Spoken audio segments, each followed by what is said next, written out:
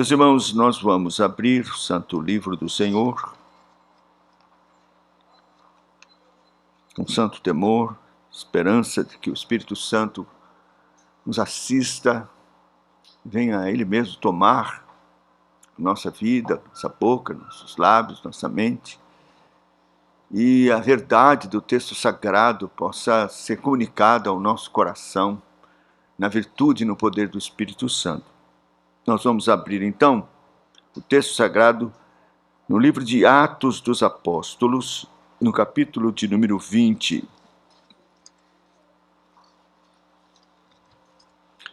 Nós vamos ler os versos de 17 a 35.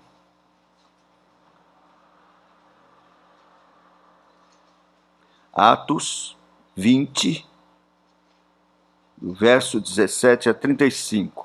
Ouçamos com atenção, interesse, amor, leitura do texto inspirado. De Mileto mandou a Éfaso chamar os presbíteros da igreja. E quando se encontraram com ele, disse-lhes: Vós bem sabeis como foi que me conduzi entre vós em todo o tempo, desde o primeiro dia em que entrei na Ásia, servindo ao Senhor, com toda a humildade, lágrimas e provações que pelas cidades dos judeus me sobrevieram. Jamais deixando de vos anunciar coisa alguma proveitosa e de vô-lo ensinar publicamente e também de casa em casa, testificando, tanto a judeus como a gregos, o arrependimento para com Deus e a fé no nosso Senhor Jesus Cristo. E agora, constrangido em meu espírito, vou para Jerusalém, não sabendo o que ali me acontecerá. Senão que o Espírito Santo, de cidade em cidade, me assegura que me esperam cadeias e tribulações. Porém, nada considero a vida preciosa para mim mesmo, contanto que complete a minha carreira e o ministério que recebi do Senhor Jesus, para testemunhar o Evangelho da graça.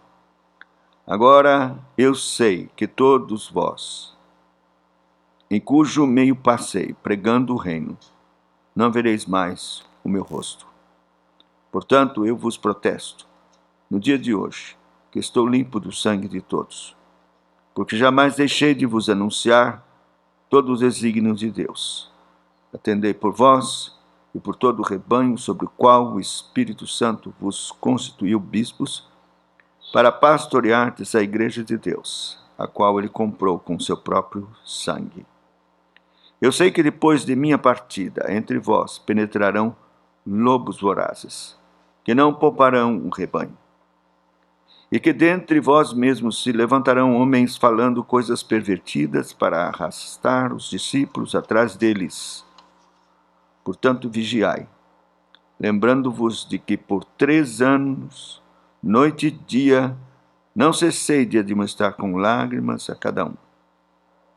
Agora, pois, encomendo-vos ao Senhor e à palavra da sua graça, que tem poder para vos edificar e dar herança entre todos os que são santificados.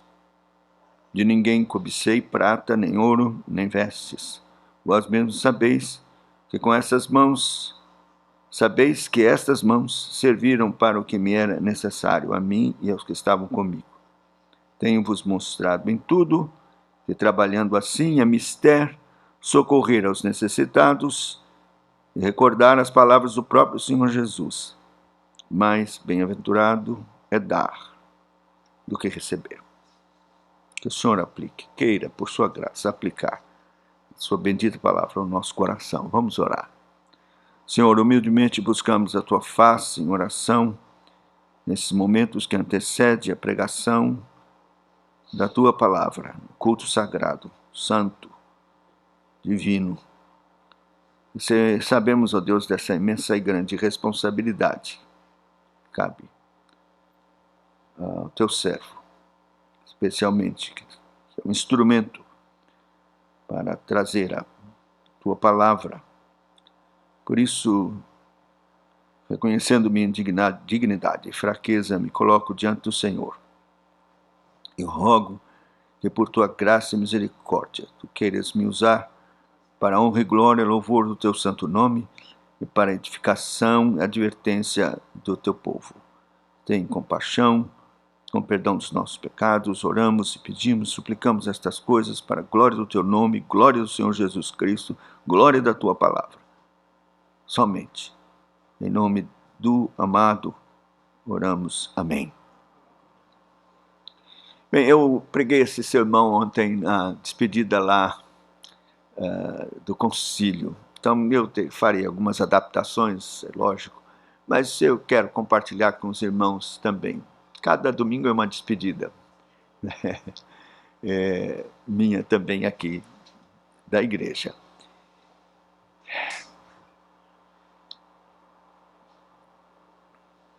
Meus irmãos, o apóstolo Paulo está também caminhando para o fim da sua carreira ministerial. E ele então passa por Éfeso. E chama os presbíteros da igreja. E ali faz um sermão na praia com eles, perto do navio, ainda ancorado, para se despedir e fazer algumas admoestações àquela igreja que estava ali, naquele momento, representada. Então, eu quero fazer também essas admoestações, guardando as devidas proporções. Quem sou eu? Distância enorme da vida do ministério do apóstolo Paulo, mas que também estou me despedindo. Então, eu quero dar essas administrações, também com a prerrogativa que me pertence de decano, de mais velho, com esta autoridade de experiência que o Senhor me dá. Dizer aos irmãos o que preciso dizer. Nesse texto, o apóstolo Paulo, então, trata, claro, de muitas coisas. Nós escolhemos falar um pequeno texto do verso 30 até o verso de número 32. 2 versículos é o que eu quero me ater para fazer estas admoestações. O apóstolo aqui, ele, na verdade, lança um desafio para aqueles presbíteros, para a igreja ali representada. É um desafio para quem fica, quem vai continuar nessa luta. E aqui eu incluo os presbíteros, o conselho que está aqui representado, e o jovem pastor, sucessor. Um desafio para quem fica. Seria o tema. Ele vai falar primeiro de lobos vorazes que irão surgir no meio mesmo da igreja. Depois ele vai falar de que estes lobos vorazes, eles não pouparão o rebanho. E depois ele fala que eles corromperão a verdade. Vamos ver essas 3 coisas rapidamente. Primeiro, lobos vorazes. O apóstolo Paulo fala que aqueles presbíteros, os crentes, precisavam vigiar e saber que uma ameaça estava próxima, uma ameaça estava bem perto, uma ameaça séria à igreja, ao rebanho, à verdade de Deus, que eles precisavam vigiar, porque lobos vorazes iriam surgir no meio de vós. Veja, o verso diz que dentre vós mesmos, verso 30, se levantarão homens pervertidos. Antes, no verso 29, eu sei que depois de minha partida, entre vós penetrarão lobos vorazes. Lobos vorazes, no meio de vós. Bem, nós sempre pensamos, nós temos que nos preocupar com os de fora, com as seitas, com as perseguições. Era mais próprio, não é? Dizer, olha, vocês estão no meio de um mundo mau e tem gente maligna em toda parte. Ou dizer, olha, vocês têm que tomar cuidado com as autoridades ímpias, com César e todas as suas autoridades, eles não creem em Deus, eles vão perseguir vocês. Seria natural ele dizer isso. Mas ele não menciona nenhuma das seitas, nem os perigos da filosofia, ou do pensamento humano, ou de qualquer autoridade, e nem do mundo. Ele diz claramente que no meio de vós irão surgir lobos vorazes. Enigmático. Como? No meio dos crentes? No meio da igreja? Surgir lobos vorazes? Mas, meus irmãos, infelizmente, ao longo de toda a história da igreja, é isso que vemos. É claro que temos, sim, que vigiar contra o mundo, que temos que vigiar contra as seitas e estas coisas que ameaçam a igreja, mas o apóstolo está dizendo que não podemos esquecer que lobos surgem também da igreja.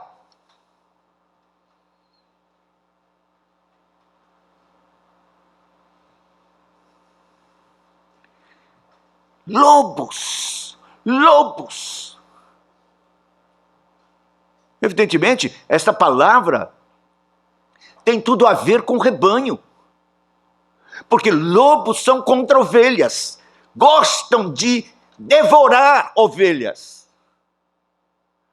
E como é que lobos estariam no meio de ovelhas? Pô, travestidos de ovelha.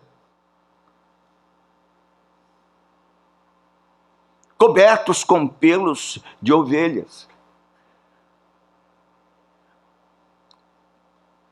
Disfarçados de ovelhas, mas lobos vorazes. Triste realidade. E a gente poderia dizer, querido irmão Paulo, você poderia nos dizer outras coisas, mas isso é demais. Você não está exagerando? Do nosso meio. Nós somos irmãos, nós nos amamos. Nós confessamos a mesma fé. Como é que pode surgir lobo do nosso meio? Mas, meus irmãos, o Senhor Jesus já havia prevenido, falando do joio, do trigo, que estão misturados. E que isso iria, de fato, acontecer. Seria esta a realidade da existência da igreja. Nós lemos da palavra de Deus a respeito de homens malignos e que se filtraram na igreja e causaram grandes problemas na vida e no ministério do apóstolo Paulo. Um latoeiro me fez e me causou muitos males. E outros tantos dentro da igreja. O apóstolo João fala de alguém que impedia dele chegar e se aproximar e de visitar a igreja.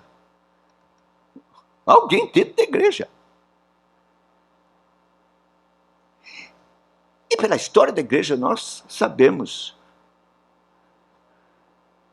E como foi que homens dentro da igreja levaram a igreja à ruína.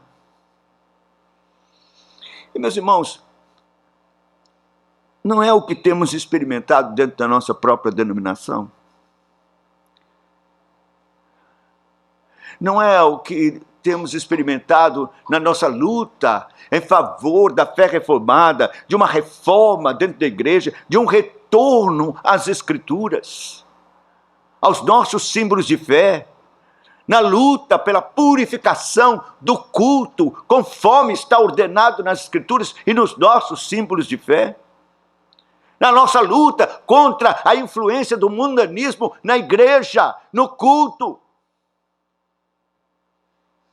o assalto do feminismo, nessa proposta maligna das mulheres querendo ocupar o púlpito, pregar, ensinar a revelia do que ensina as Sagradas Escrituras.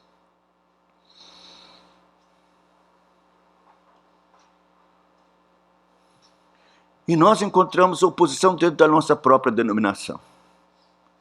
Uma denominação que se diz presbiteriana, que adota os símbolos de fé, portanto, uma denominação confessional, mas lobos vorazes têm se levantado dentro da igreja, furiosos, ameaçando,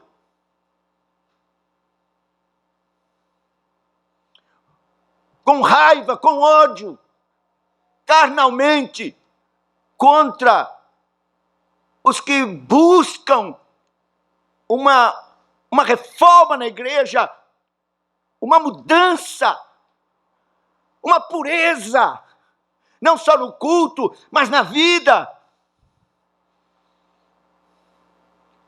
Somos violentamente, assintosamente achacados de neopuritanos.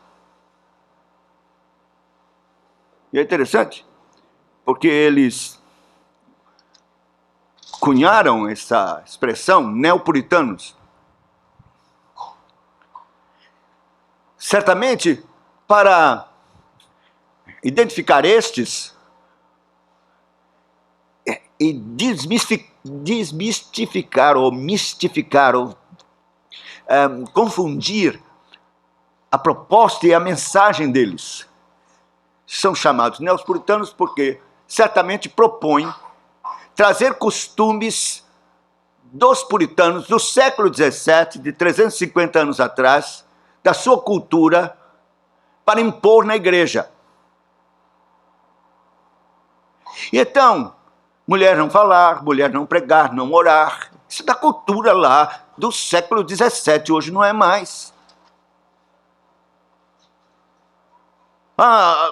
Culto de Natal, isso era radicalismo daqueles puritanos. Hoje não tem cabimento.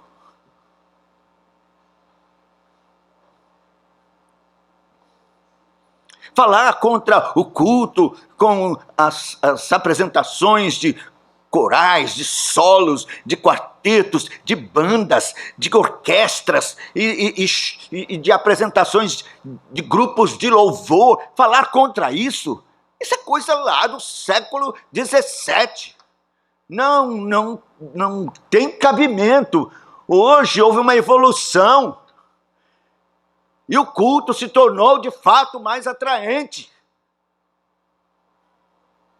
Por isso são neopuritanos.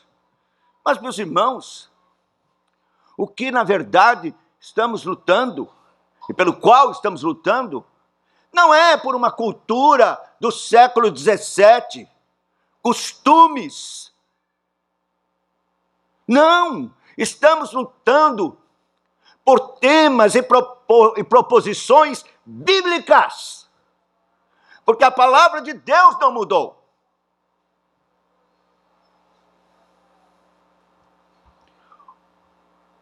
O princípio regulador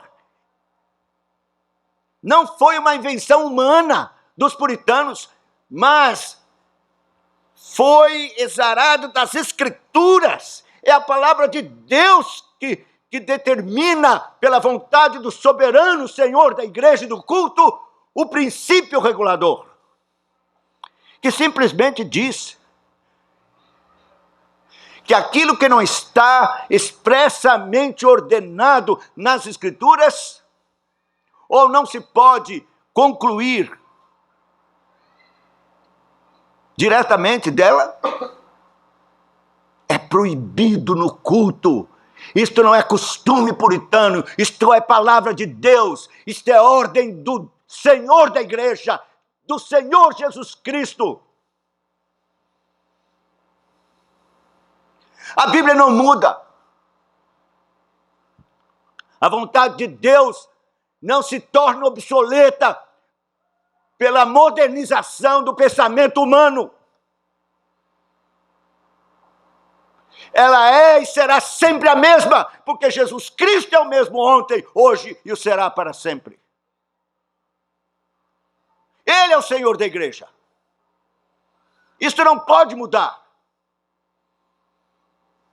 Por isso, não podemos admitir o culto como está sendo praticado em nossa denominação, ou em outras denominações que se dizem cristãs, evangélicas, e que se propõem a proclamar o evangelho ou cultuar a Deus conforme é a verdade em Cristo Jesus. E não somos nós mesmos, pela nossa vontade ou vaidade, que estamos buscando essa reforma. Mas Deus mesmo nos levantou. E quando não pudermos mais falar, porque haverá um dia em que não poderemos mais, e eu vou morrer mesmo, Deus levantará outros, e outros, e outros. E a sua verdade não há de se calar, de forma alguma, porque Ele continua zeloso com o seu culto. Meus irmãos, isto é bíblico. Quando Deus mandou Moisés construir o tabernáculo, conforme o modelo que Deus havia mostrado no monte, Ele deixou claro, Ele não podia modificar absolutamente nada, nem acrescentar, nem tirar, mas fazer tudo conforme lhe foi mostrado e ordenado no culto, ou no monte. Ora, se Deus é zeloso, cuidadoso e exigente assim, para com a construção do tabernáculo, quanto mais Ele é exigente com o culto que acontece dentro do tabernáculo.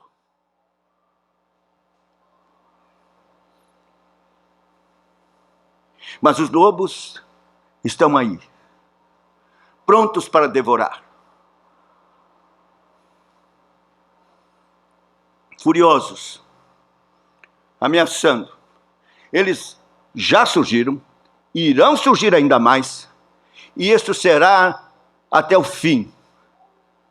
Mas não podemos desanimar. O grande desafio, meus irmãos, é que esta igreja, pela graça, misericórdia de Deus, do poder do Espírito Santo, não arrede 1 milímetro sequer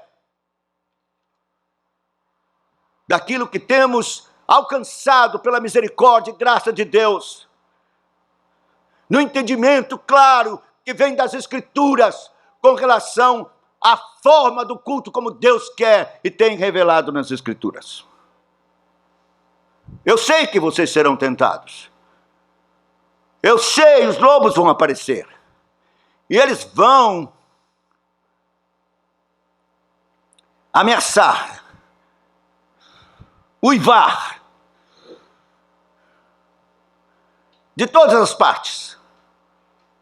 E no meio de nós. Mas o grande desafio é que os irmãos permaneçam firmes, inabaláveis, não arredem A igreja não é de homens, a igreja é de Cristo, a igreja é de Deus. Ele a comprou com seu próprio sangue. Pertence a Ele.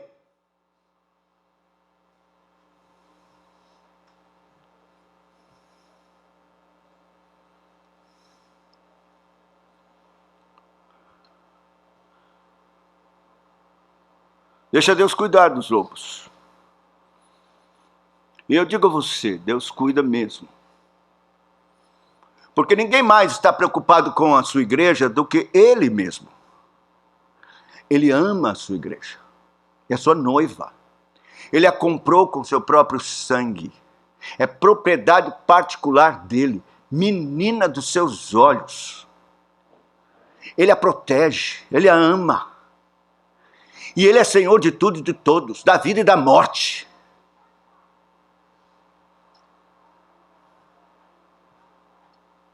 Deixa Deus cuidar dos lobos, malignos, raivosos.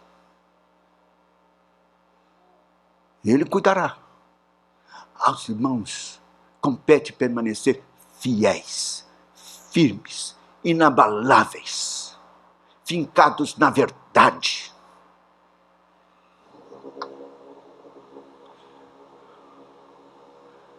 E ainda que por causa da fraqueza de um ou de outro, possa vir a titubear, com medo das ameaças, ou porque poderão perder qualquer coisa, eu quero desafiá-los a perder tudo. E não ter a vida por preciosa, mas continuar firme até o fim, a despeito dos lobos ferozes e vorazes. O outro desafio é lembrar que eles não pouparão o rebanho. Porque, meus irmãos, quando nós olhamos para esses lobos, ou estas autoridades, pessoas que são investidas de autoridade dentro da nossa própria denominação, conquanto nós devamos respeito pelas autoridades, segundo nos ordena o 5º mandamento, nós devemos, meus irmãos, enfrentar essas autoridades, porque o interesse deles não é a glória de Deus, e nem o rebanho de Jesus Cristo.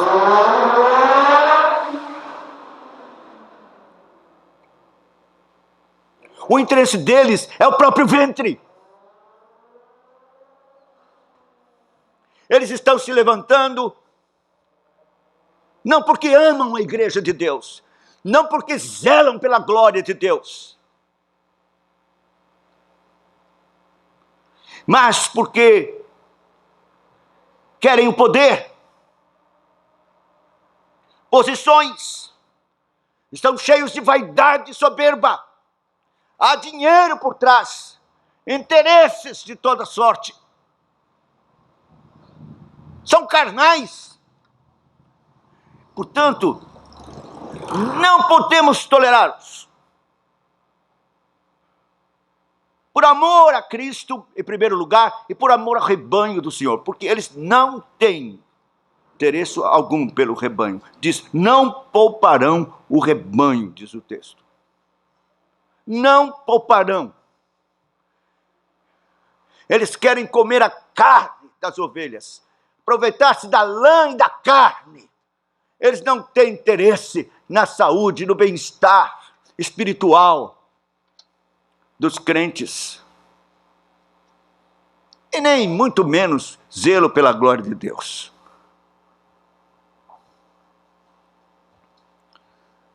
E então agora nós temos uma caça às bruxas. Em toda parte nós temos ouvido de que estão levantando pessoas contra esta proposta de reforma e de busca da confessionalidade na igreja.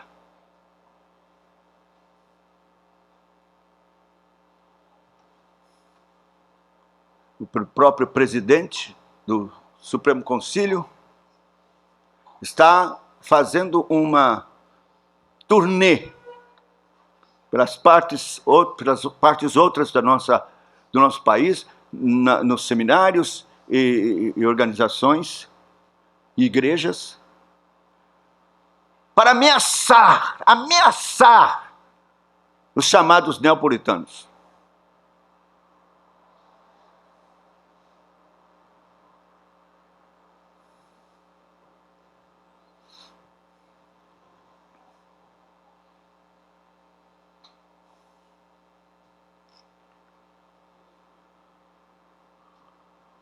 O Senhor cuide dele.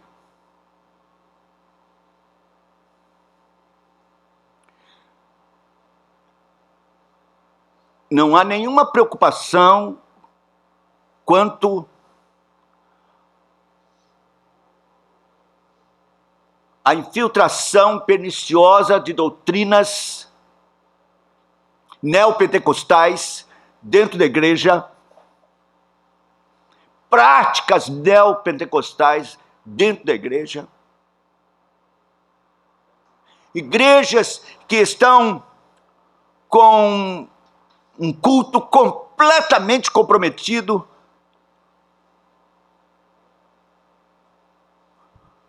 com shows,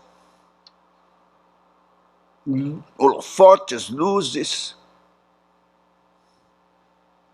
como o que infelizmente dói-nos o coração dizer, aconteceu e está acontecendo na igreja, 8ª igreja de Belo Horizonte. Saiu na internet, todo mundo viu, não é preciso se preocupar com isso, porque eles não têm nenhuma pecha disso e nem estão preocupados em esconder. Botaram na internet, no Facebook, que todos possam ver o tipo de culto que eles praticam, como um show que nem no mundo se vê. Outro mais para o sul, fazendo muralhas de papelão, e o povo gritando e derrubando as muralhas de papelão no culto. Ou então transformando jarras enormes de água em vinho e fazendo oração mesmo. Oração para que a água fosse transformada em vinho e então injetando uma tinta ungida. Dentro da igreja presbiteriana.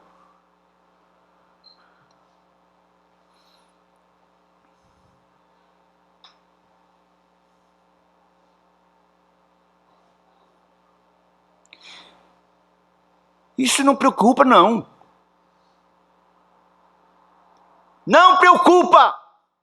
Não são admoestados.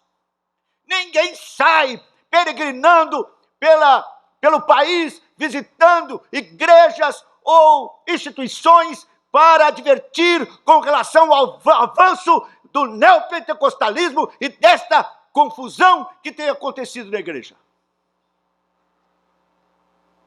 Não se ouve uma voz contra da liderança da igreja. Nenhuma admoestação.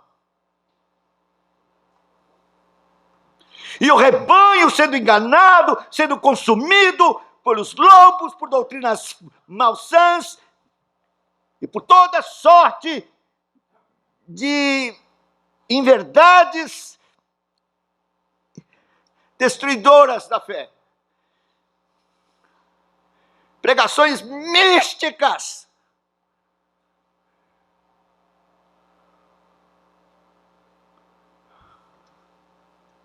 Não há nenhuma reclamação de que o rebanho de Deus está morrendo à míngua, de fome, raquítico, porque não é alimentado, não existe pregação expositiva. Não dá tempo para pregação O louvor toma conta de todo o tempo. As apresentações, os cânticos, os corais, as orquestras, e não dá para pregar. Não dá tempo. E quando prega, na verdade, é uma pregação de autoajuda. Não é exposição das Escrituras. Não há alimento. O povo morre de fome. As ovelhas estão morrendo de fome.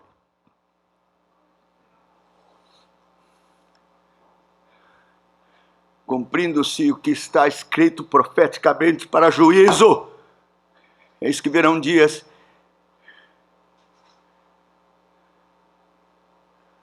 em que buscarão e terão não fome de pão, nem sede de água, mas de ouvir a palavra de Deus. Quanto a isso, não há reprimenda alguma, nada. O foco são os neopuritanos. E o que dizer, meus irmãos, do modelo de igreja agora moderno apresentado?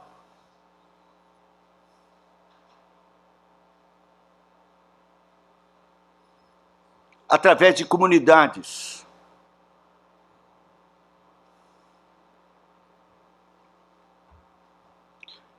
É o modelo da igreja emergente, em que a proposta é acabar com o culto, é acabar com toda a estrutura tradicional de culto.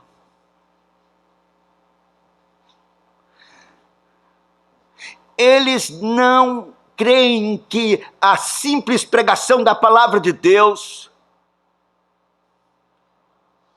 vai alcançar alguém. Eles não creem. Eles dizem, é preciso mudar a linguagem nossa e adaptá-la à linguagem do mundo. Porque, senão, a igreja nunca vai dialogar com o mundo. Isso é humanismo. Isso é proposta carnal, humanística. Meus irmãos, o culto é essencialmente sobrenatural.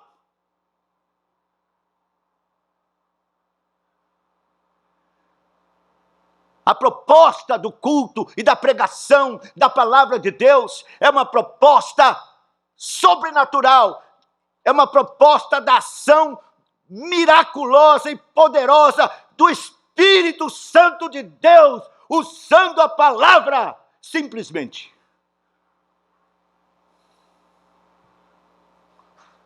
Ou cremos nisso, ou de fato temos que mudar mesmo. E acabar com esse modelo tradicional de culto, de pregação da palavra.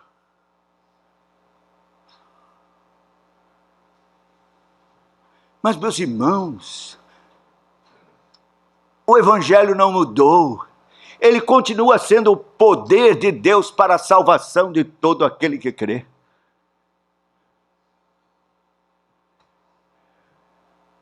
Por isso, nós não podemos aceitar este modelo de igreja emergente, dessas comunidades que já há centenas existem dentro da nossa denominação. Eles não gostam de ser chamados de igreja, eles são chamados de comunidades presbiterianas, que de presbiteriano não tem nada.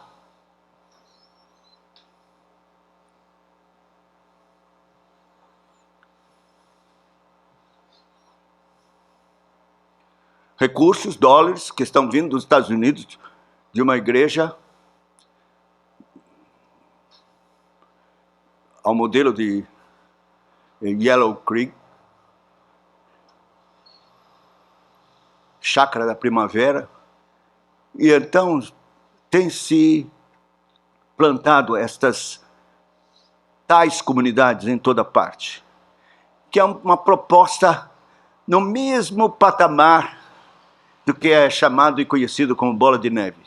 Vale tudo, desde que chame atenção e atraia as pessoas para elas, através destas formas humanísticas e métodos para atrair as pessoas.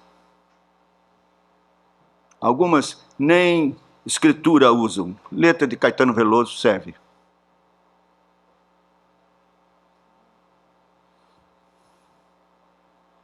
Não há nenhuma reprimenda. Nenhuma voz se levanta. O rebanho está sendo consumido e enganado. O mundo, o humanismo está entrando. Os lobos estão comendo a carne das ovelhas e ninguém fala nada. Porque eles não se importam com o rebanho. Eles não poupam o rebanho.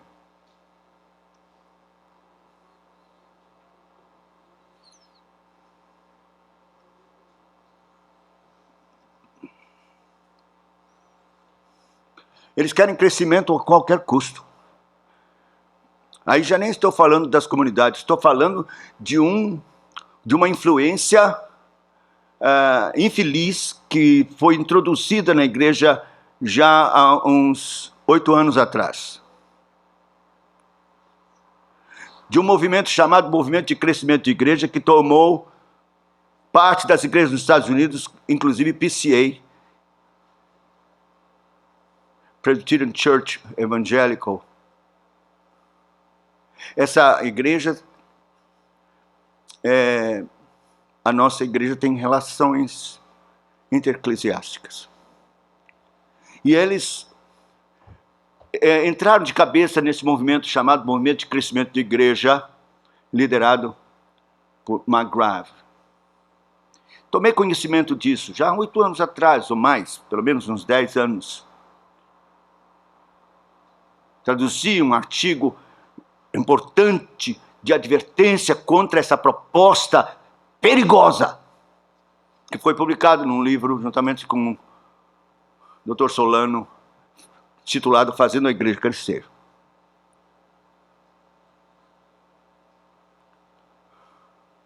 Esse movimento, meus irmãos, propõe crescimento de igreja através de métodos humanos e não meramente pela pregação da palavra de Deus.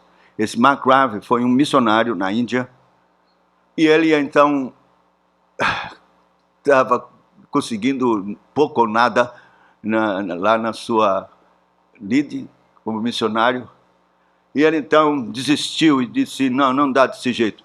E então elaborou, através de métodos conhecidos, humanísticos, da moderna comunicação, além de marketing e outras coisas, um método de crescimento de igreja, que propunha, por exemplo, uma das coisas é o chamado teste de solo. Teste de solo significa você fazer um teste antes para saber se naquela comunidade que você deseja plantar uma igreja vai dar certo ou não. E ele ainda usa, de forma absurda, a parábola do semeador.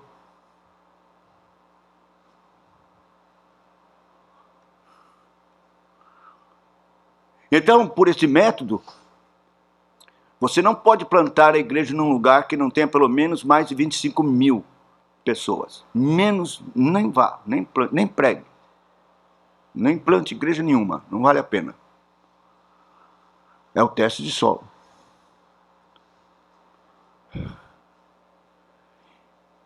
E quando isso começou a soar na igreja, foi que eu fiz essa tradução, na mesma época fui convidado pelo atual presidente, na época, Guilhermino Cunha, de triste memória na igreja, para participar de um congresso de evangelização nacional. Eu fui convidado por ele no seu gabinete, no Rio de Janeiro. E eu lhe disse, com todas as letras, não aceito de forma alguma, reverendo. Eu não concordo com isso que o senhor está pretendendo implantar aqui na igreja do nosso país. Não, você está enganado, não estamos falando de tudo que McGravey propõe. São algumas coisas boas e proveitosas. Eu disse, não conte comigo. Não vou, não. Não vou. E tem mais, se eu for, vou falar contra. E ele não desistiu, disse, o senhor vai. Tá bom. E eu fui. Foi um desastre. Porque durante aqueles dias todos, americanos foram trazidos desta igreja para ensinar essa metodologia pragmática para a igreja. Eu não assisti nenhuma delas.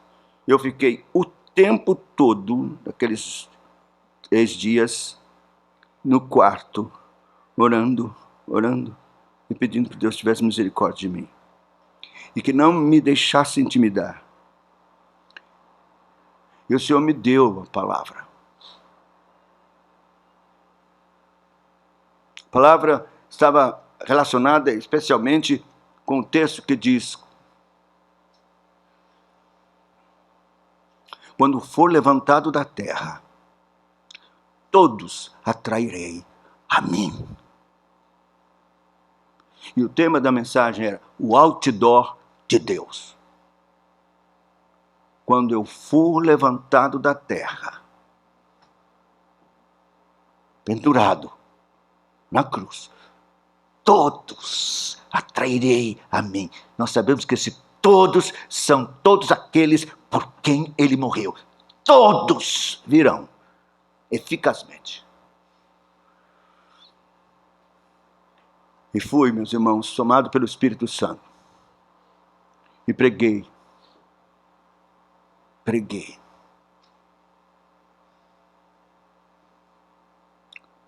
Foi um reboliço depois. Eu saí correndo na porta do fundo. Depois eu soube as notícias. Gente que queria me esganar. Que um chegou a perder o controle, um dos líderes. E a palavra de Deus foi pregada. E permaneceu, porque é o livrinho, o outdoor de Deus, que você pode ler ainda hoje. Esta pregação ecoa. Mas o que eu quero dizer é que esta ameaça chegou. Qualquer um que queira plantar igreja hoje, nossa denominação, para poder ter recurso para ajudar, tem que ir para o Assessment Center, que é um curso de plantadores de igreja, para incutir na cabeça esses métodos de como você deve fazer. Meus irmãos, isto é não poupar o rebanho. Porque eles não estão preocupados com qualidade, eles querem números, eles querem crescimento, eles querem encher a igreja a qualquer custo.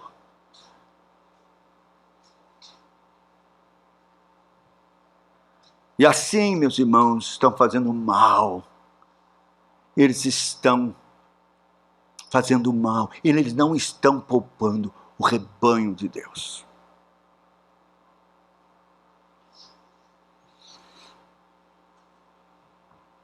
Terceiro, diz o texto aqui, que eles iriam falar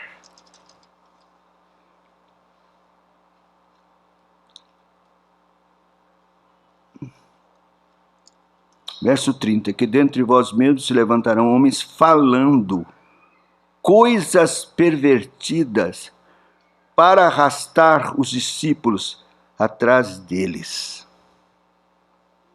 Então, eles vão corromper a verdade. E é impressionante. A habilidade do diabo de corromper a verdade de Deus é extrema. Ele é, por demais, criativo em distorcer. Aliás, esta palavra, eu tive o cuidado de olhar, corromper, como está aqui, falando coisas pervertidas. Fui olhar no original. Essa palavra é diatrefo. Torcer, desencaminhar, desviar, opor-se, conspirar contra os propósitos e planos salvadores de Deus, desviar, dar caminho certo, perverter, corromper. Dicionário de Strong. Mas a palavra é composta. Ela tem uma preposição dia instrumental, que é através. Através de. Então, esta preposição dia com estrefo, torcer, então, significa que através de engano, de verdade distorcida e modificada, eles iriam arrastar pessoas atrás deles.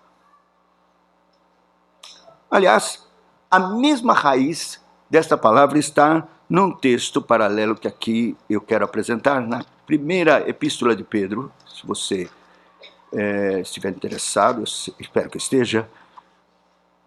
2 Pedro, aliás, 2 Pedro, no capítulo de número 3, 2 Pedro 3, 16 a 18, nós temos aqui assim: ao falar acerca destes assuntos, como de fato costuma fazer em todas as suas epístolas, ele está falando de Paulo. Eu vou ler o versículo anterior para você ver, o final do versículo anterior. Ora, o versículo anterior diz: como igualmente o nosso irmão amado Paulo vos escreveu segundo a sabedoria que lhe foi dada, ao falar acerca destes assuntos, como de fato costuma fazer em todas as suas epístolas, nas quais há certas coisas difíceis de entender, que os ignorantes e instáveis deturpam, como também deturpam as demais escrituras para a própria destruição deles. Esta palavra deturpam tem a mesma raiz estrefo. Veja, esses homens deturpam, ignorantes, eles deturpam as demais escrituras. Então eles deturpam a verdade. Eles distorcem, eles arranjam um jeitinho para mudar. Então, por exemplo, uma coisa que é absolutamente matemático e certo, e como 2 mais 2 são 4, é o princípio regulador. Tá bom, tá ali. Não tem como sair disso. Não está expressamente ordenado, é proibido fazer. Mas eles arranjam um jeitinho. Eles têm a própria interpretação, o jeito de distorcer a verdade de Deus sobre o princípio regulador, a fim de que as portas sejam abertas e possa entrar todo tipo de ensino. E eu estou falando, meus irmãos, não é de gente ignorante, estou falando de doutores, de pessoas que têm o título de doutor dentro da igreja.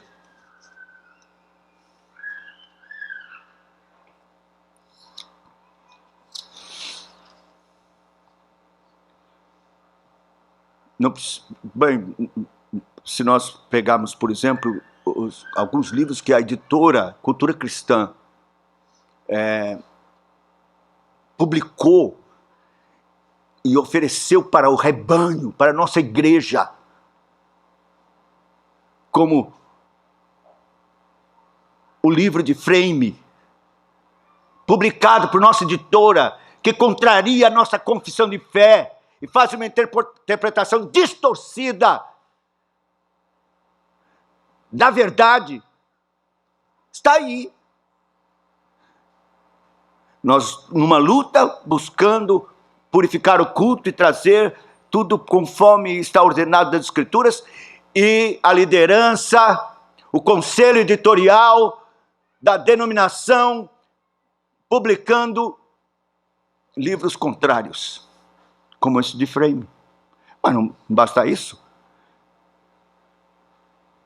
Mas Frame é um grande doutor, é um exegeta, é um teólogo reformado.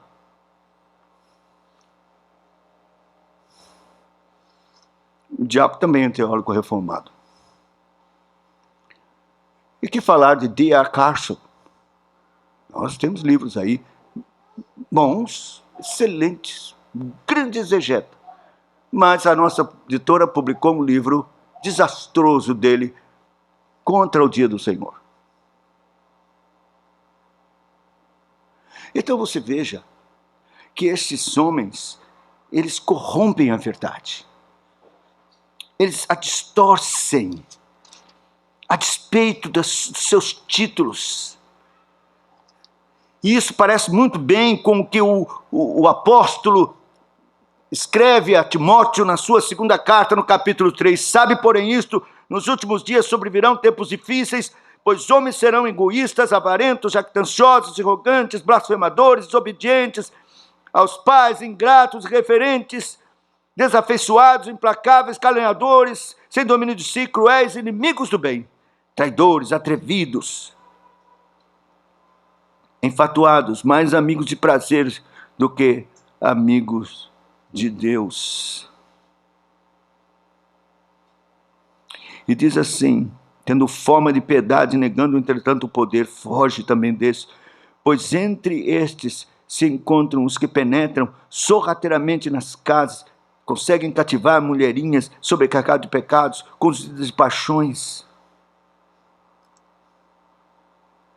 E ele equipara-os, verso 8, de modo como Janes e Jambres resistiram a Moisés, também estes resistem à verdade.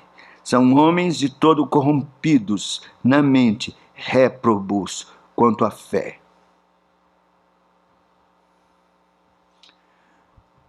E de fato, meus irmãos, nós temos visto isso. Eu digo aos irmãos, não é agora tão recente, infelizmente já tem sido corrompida a verdade de Deus já de algum tempo. O evangelho foi corrompido. O evangelho deixou de ser o evangelho da graça soberana de Deus e passou a ser um evangelho centrado no homem, como já falamos aqui muitas vezes. Um evangelho açucarado, diluído, facilitado, sintético, em que se propõe a uma pessoa receber a Cristo para salvá-la das suas mazelas, sem, contudo, mostrar a realidade dela como pecadora,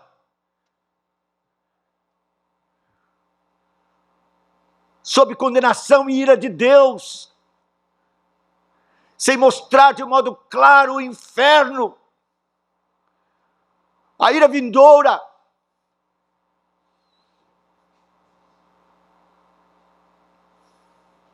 Sem falar de um arrependimento verdadeiro, de convicção profunda de pecados, de odiar o mal, o pecado, e de se humilhar com boca no pó, clamando pela misericórdia de Deus. Não é este o evangelho que nós ouvimos. Não é o evangelho que aponta para Cristo e este crucificado, para a cruz pingando sangue, para os seus sofrimentos, suas angústias. Porque os sofrimentos e as angústias do Senhor na cruz mostram a vileza do nosso pecado, que não tem fim na sua odiosidade e malignidade. Como apresentar um evangelho sem clarificar as dimensões da nossa miséria e do amor tão glorioso de Deus na cruz do Calvário por nós? Mas não se apresenta Cristo como verdadeiramente Ele é.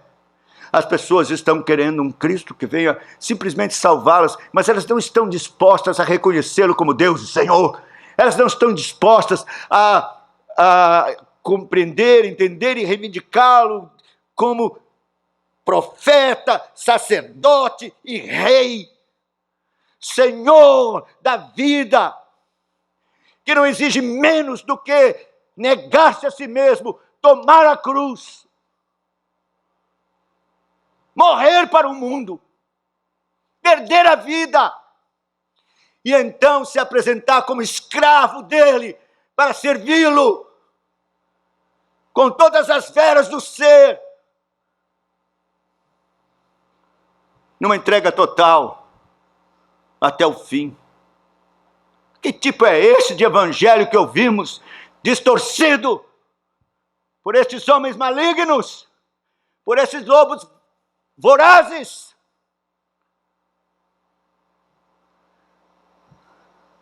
Mas é isso que está acontecendo e que vai continuar a acontecer.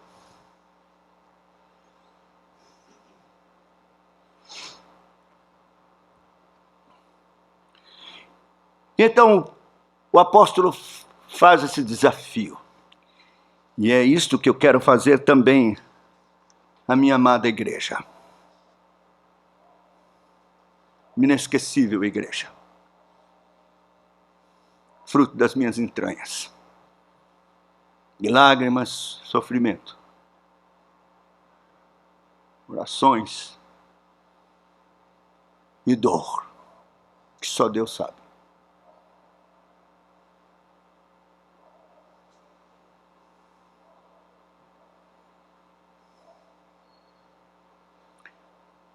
Ele termina, voltando ao nosso texto, dizendo assim: agora, pois, encomendo-vos ao Senhor.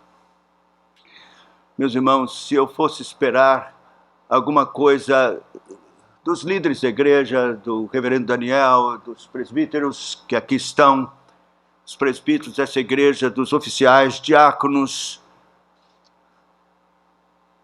eu não teria qualquer esperança. São homens dignos, homens santos e que de fato querem agradar a Deus e estão aqui com esse intuito. Mas são pecadores! São pecadores! Como eu também. Por isso, o rebanho santo, precioso aos olhos do Senhor, que Ele ama e comprou com seu sangue, queridos, eu os encomendo ao Senhor e não a homens. Ao Senhor, ao Senhor. Ele há de cuidar, operando na vida destes homens, sustentando-os em fidelidade e amor. Meus olhos estão postos no Senhor. Eu os encomendo a Ele. A glória do seu poder. Ele cuidará. Mas não somente ao Senhor. Agora, pois, encomendo-vos ao Senhor e a palavra da sua graça, que é a palavra do Evangelho. Meus irmãos, vocês têm nas mãos e no coração a palavra do Evangelho, a palavra de Deus. Ela tem poder, ela está unida ao Espírito Santo. Ela é quem há de alimentar, encher o coração de vocês. Ela querá fortalecê-los na fé, consolá-los nas horas difíceis, nas lutas, nas provações e até nas perseguições. A palavra da graça, bendita palavra da graça, gloriosa palavra da graça, Eu os encomendo a palavra da graça.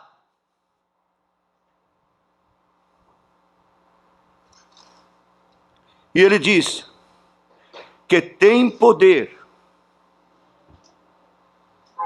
para vos edificar e dar herança entre todos os que são santificados.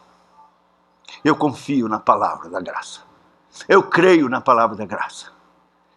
Eu os encomendo a palavra da graça. Ela tem poder. Ela é espírito e vida. Ela age de forma gloriosa, poderosa, nas vidas e nos corações. É na hora obscura, difícil, no momento de confusão, que ela se levanta como um farol, alumiando, para que você não perca o rumo. Não se afaste da palavra, desta palavra da graça. Ame-a, abrace-a, estime-a. Todo instante, em todo momento. Devore-a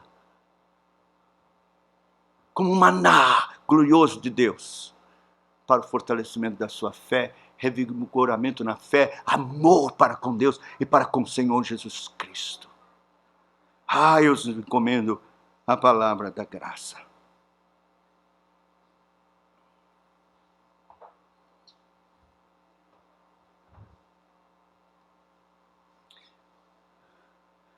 Que é poderosa para vos edificar e dar herança entre todos os que são santificados. Meus irmãos,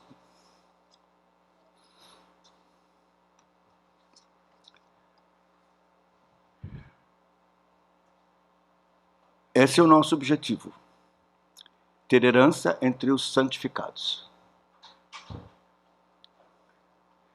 Não pense você que você terá qualquer lugar nesta herança, se não for de fato transformado, regenerado, limpo, purificado e feito santo pela palavra da verdade. Eu não estou nem um pouco aqui preocupado se teremos menos gente, mais gente, se a igreja vai crescer, não vai crescer.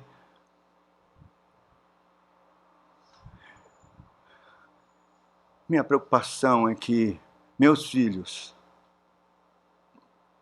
tenham herança entre os santificados. Quando estiver longe e ouvir notícias,